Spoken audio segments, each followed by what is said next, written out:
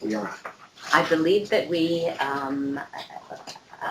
finished our study at the end of books, section 6. Is that correct? Yep. Okay, 7, which is page 18. page 18. So why don't we just start reading? Tana, would you? In this section, we will examine more closely the nature of the relationship between two individuals such as Monica and Rodrigo, who are walking together on a path of service. You would agree that what distinguishes the interactions of those who serve the cause together is true friendship, this regardless of age, experience, or background. True friendship is an ideal which many yearn for but find difficult to attain. When we seek to gain insight into a human attribute, we do well to direct our inner sight towards the infinite divine source. In the case of friendship, we learn many a lesson about its nature from our true friend.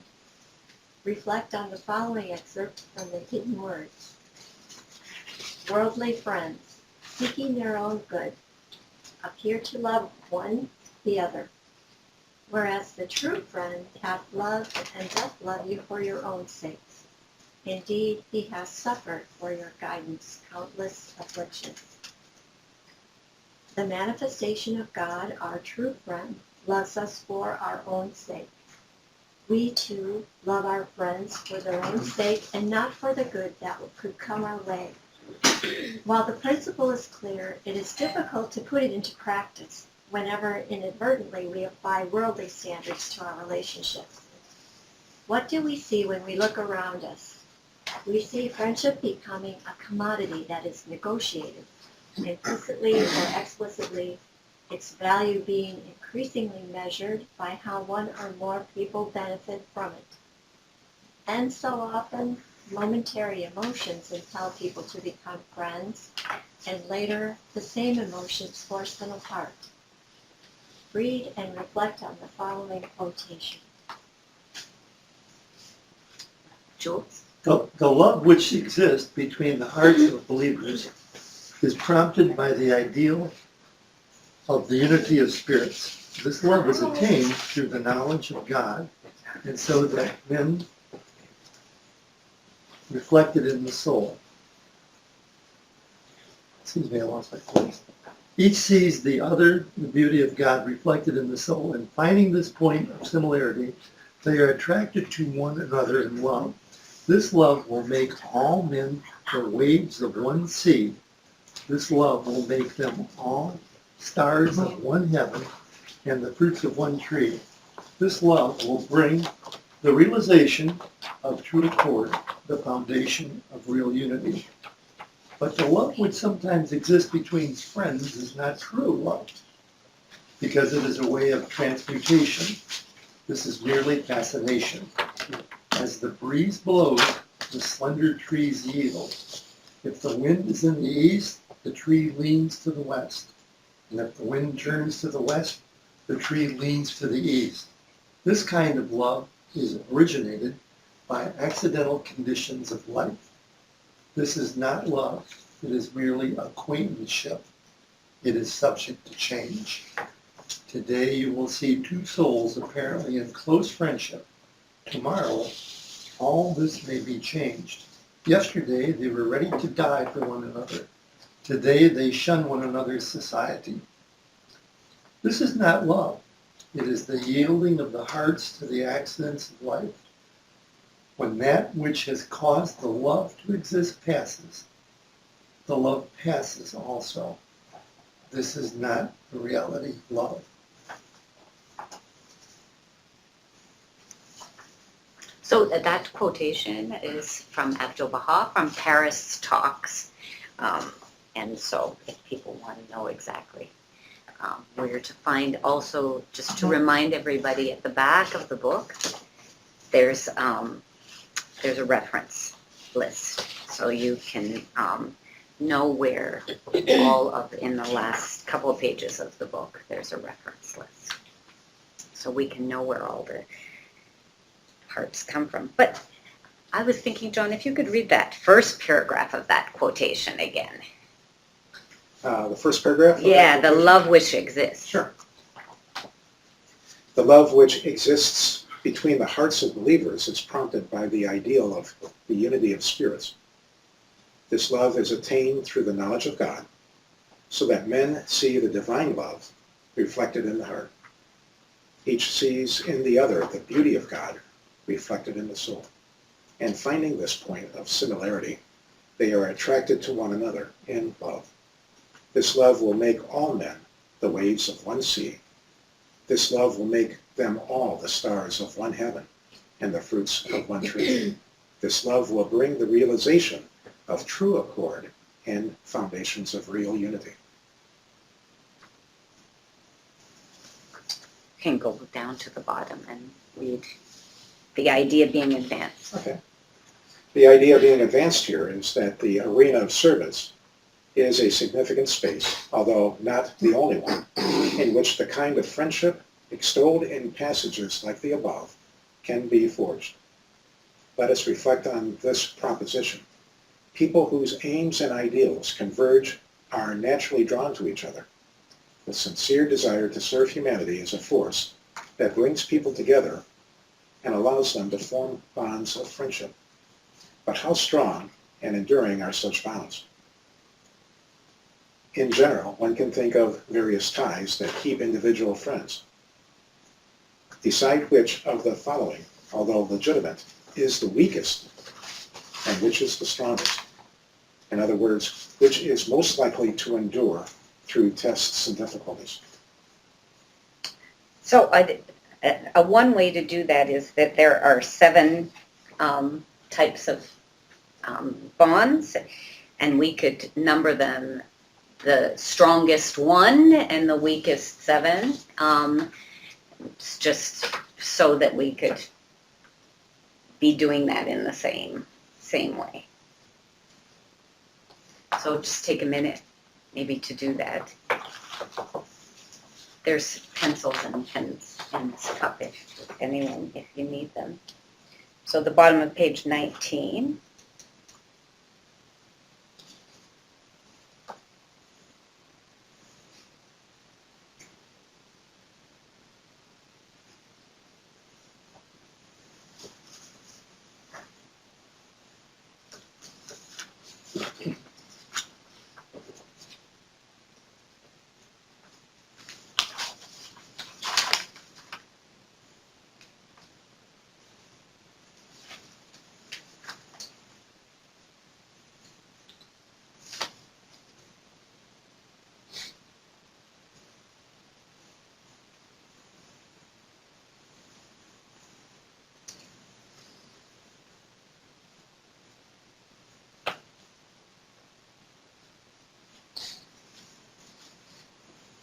The new buzzword right now in terms of organizational management refers to tribalism.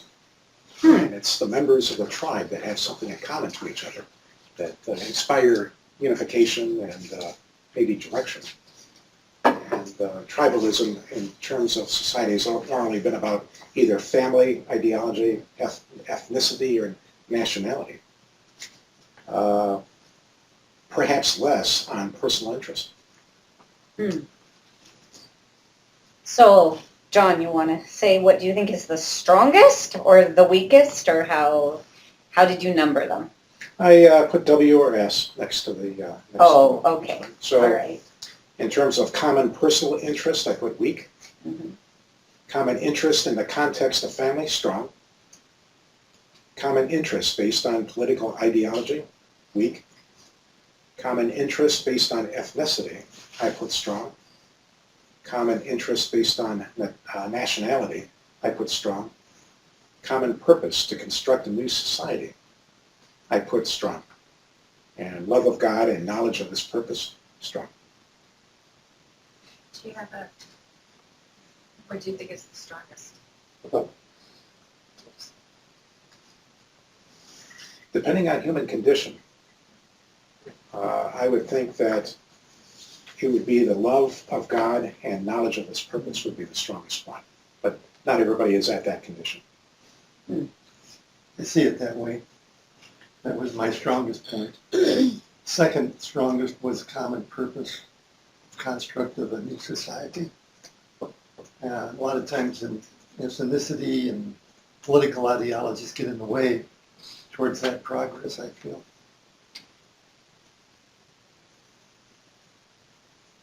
Anybody else like to share how they kind of numbered things? There's no right or wrong way. Yeah, I agree with John as far as the first, but my second would have been with the context of the family. And then I think from there, this kind of goes right back to the individual. Well, I agree on 1 and 2 with Sean, but the others, to me, seem to be kind of nebulous, because it's like common purpose to construct a new society.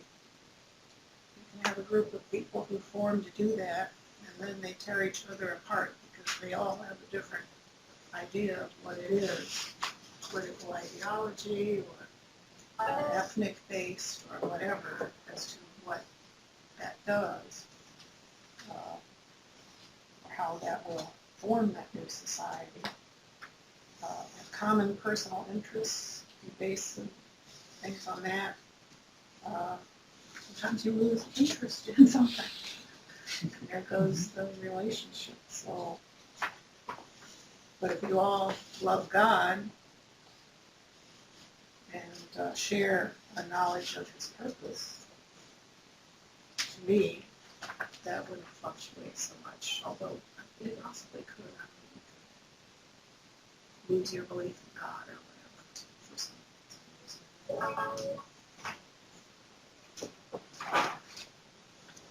reason. Anybody else like to share? It's interesting to me because love of God and knowledge of His purpose, for me, is a driving force in everything I do. And it wasn't always like that.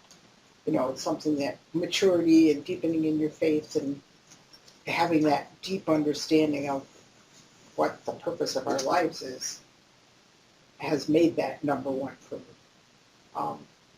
And those who I'm very close with, often we have common purpose based on our faith. Certainly Susie and I have a very close relationship. We've served together in many different ways.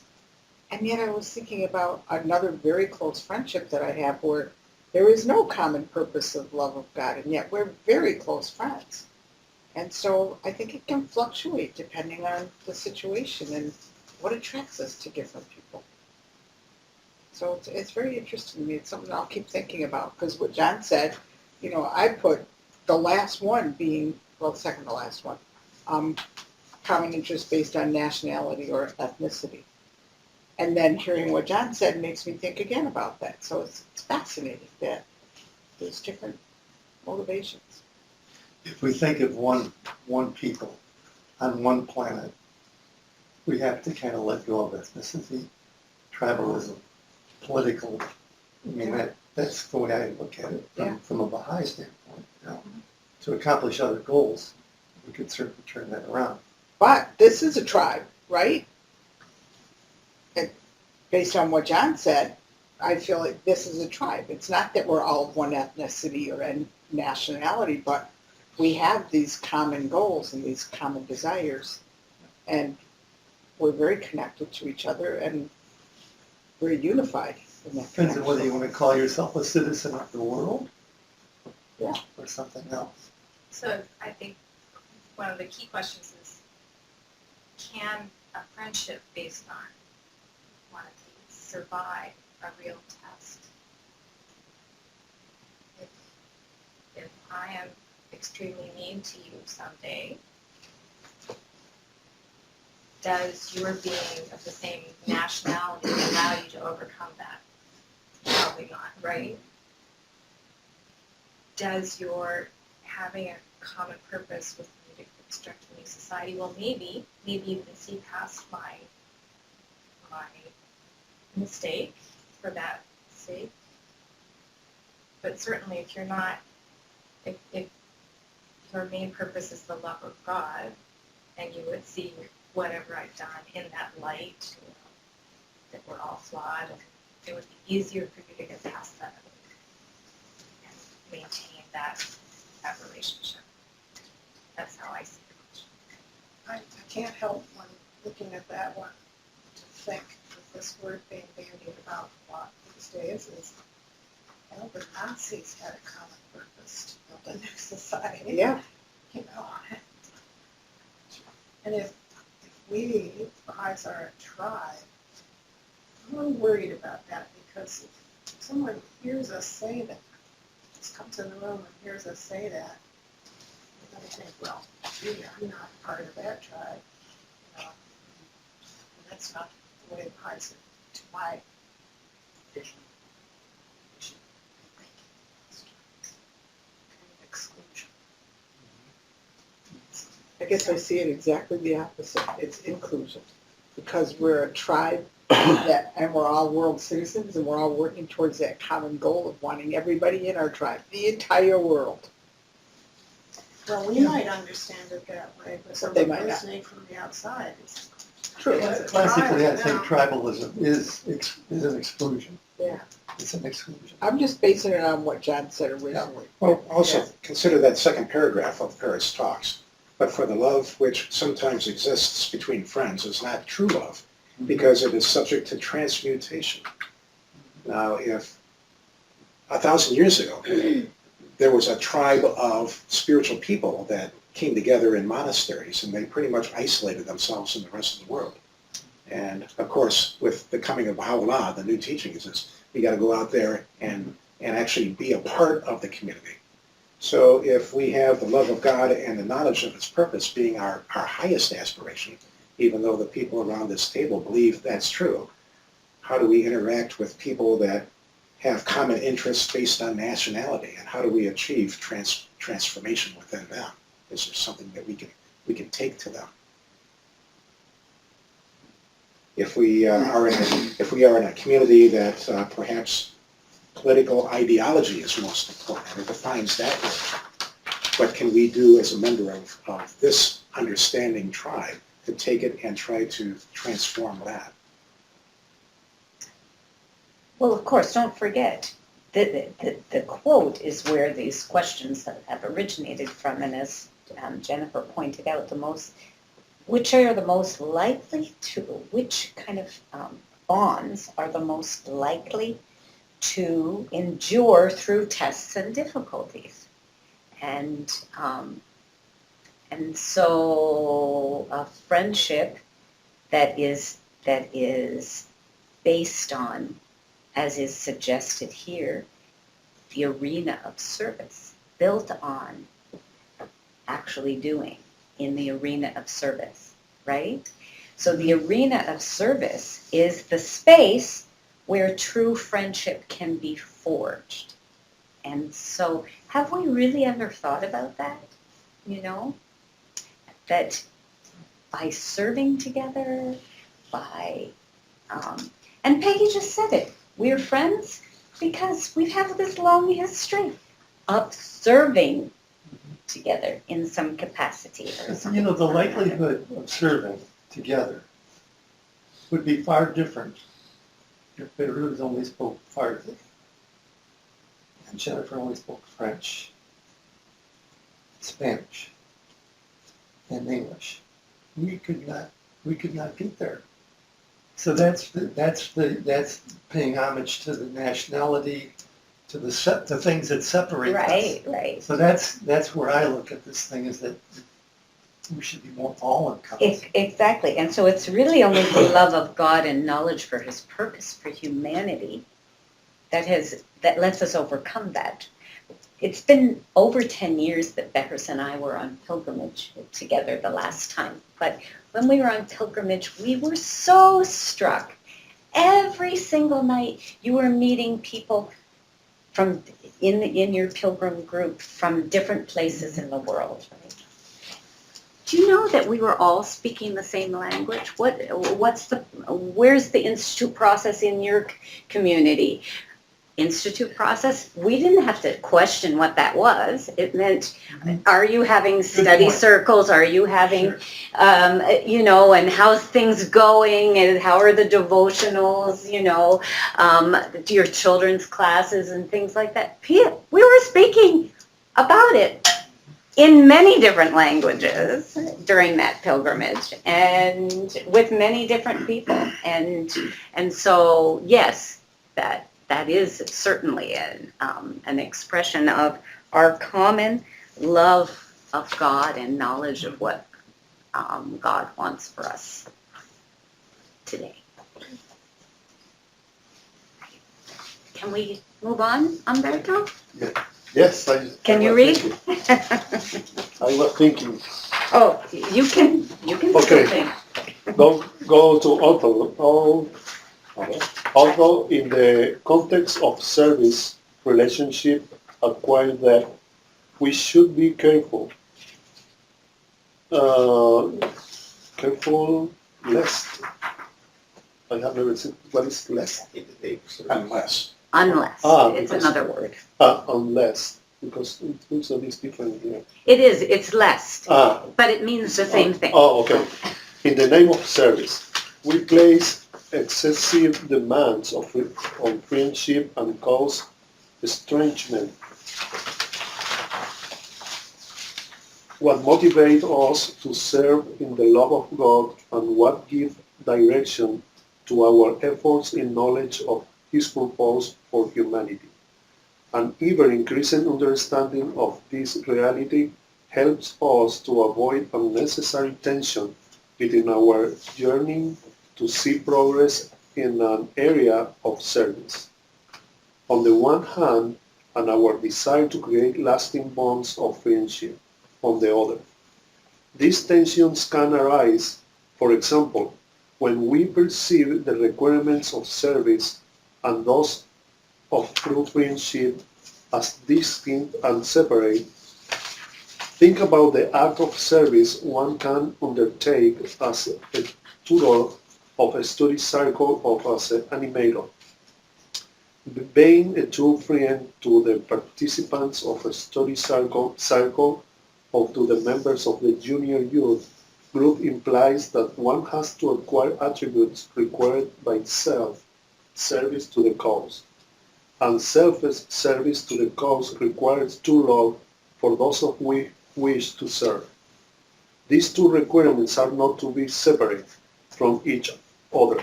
Describe how the following factors, although external to the reality of service, test the friendship between someone who is acting as a tutor and the participants of a study circle or between one who is serving as an animator and the members of the junior youth group.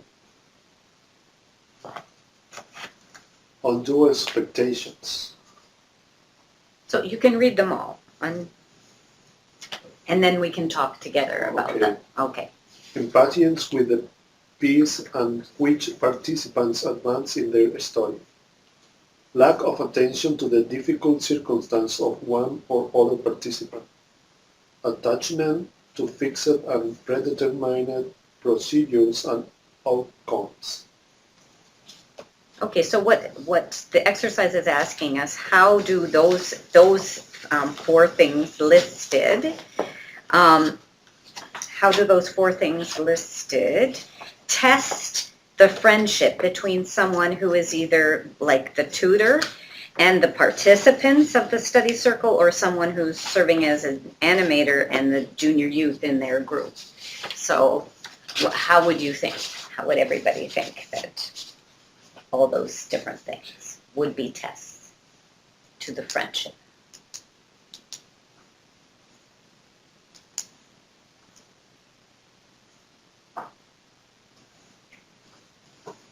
If the animator has undue expectations about what comes, what results, he or she is putting a limit on what to expect. Mhm. We would like to, as an animator, expect pie in the sky. everything's great. But maybe we'll have to settle for just a little piece of the pie because of the way the other person is absorbing what we're presenting.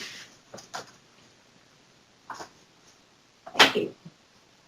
Or maybe they don't want pie at all, True. and it's a whole different dessert, and if we don't listen, then those unrealistic expectations cause a lot of tension, a lot of frustration. Mhm. People back away instead of becoming engaged.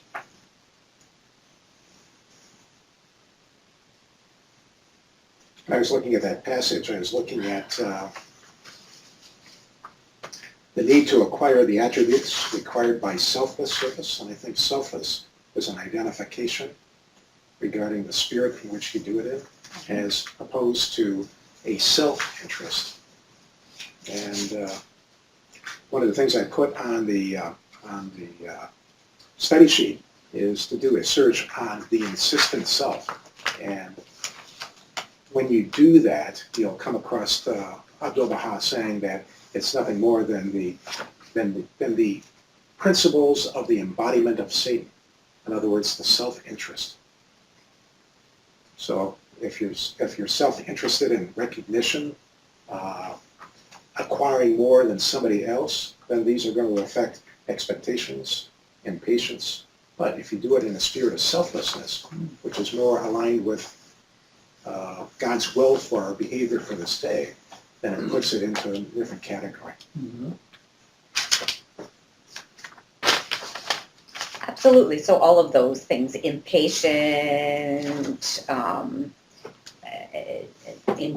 what's the term for lack of attention to difficult circumstances of one or another? That means not being sensitive, insensitivity, and inflexibility, right? Attachment to fixed, predetermined, all of those are certainly not the attributes of what God is calling upon us to have, right? So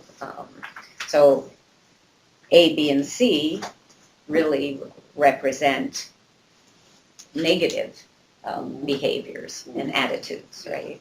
And it just brought back memories when I was teaching second grade.